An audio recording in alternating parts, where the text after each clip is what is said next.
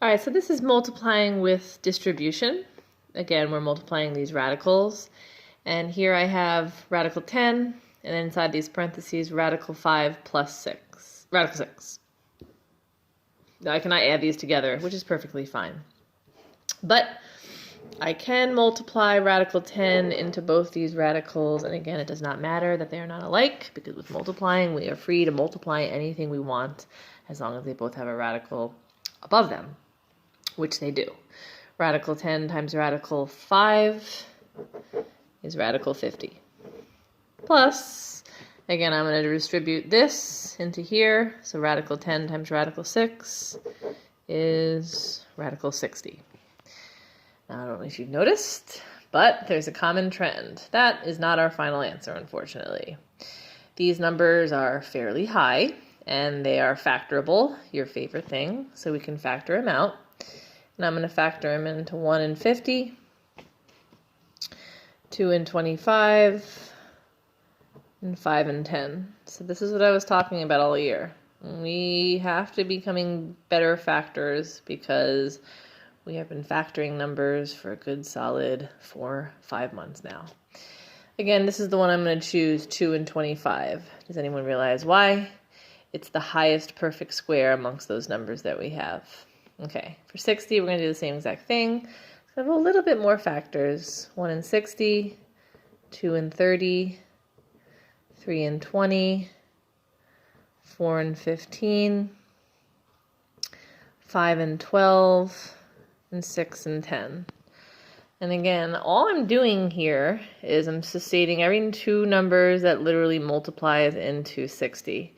And I was just kind of working backwards. 60 divided by 1 is 60. 60 divided by 2 is 30. 60 divided by 3 is 20. 60 divided by 4 is 15. 60 divided by 5 is 12. And 60 divided by 6 is 10. And I stop there because it's not divisible by 7, 8, or 9. Now, which numbers am I interested in? Numbers that have perfect squares. And none of the other ones do. So which two do I pick here? 4 and 15. I'm choosing that one as opposed to the first one, 1 and 60, because it has a larger perfect square. So here's how I'm going to rewrite this really quick. 50 is going to be written as 2 times 25, because now I'm capable of pulling one of those numbers out, which is what our kind of goal is too. We want to simplify as much as possible. Plus, I'm going to rewrite 60 as 4 times 15. And again, the reason why I'm splitting these numbers into these two is that still represents the number 50, because that's what it is, and that still represents the number 60. But I can pull part of these numbers out. 25 has a perfect square. Good old classic 25. It's 5. Radical 2. Radical 2 will always stand to the radical. Plus, and then these two numbers right here, 4 has a perfect square, 2. So it's getting pulled out of the radical. And again, radical 15, that'll never come out of the perfect square. Now, the whole reason why I was doing this, again, this is my final answer, but I just want to make sure that I can't add these two up, which I can't, because these radicals are not the same. And being that we just simplify them as much as possible, there's no way that they can be simplified anymore.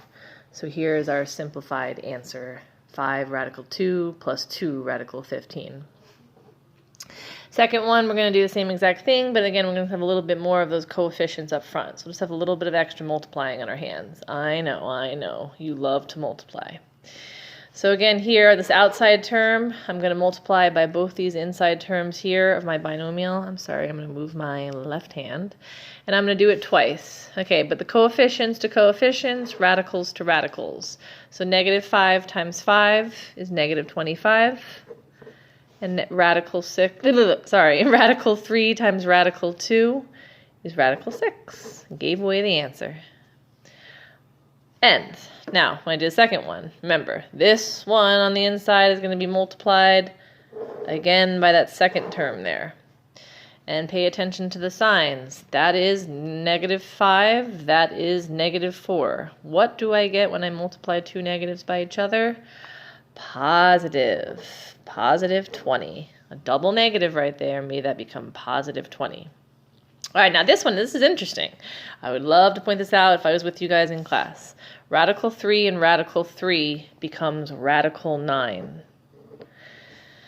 Okay, which is kind of a very interesting concept that we have to deal with, because technically, I'm just going to point right here, does 9 have a little bit of a number that we are interested in? It should. What is the square root of 9?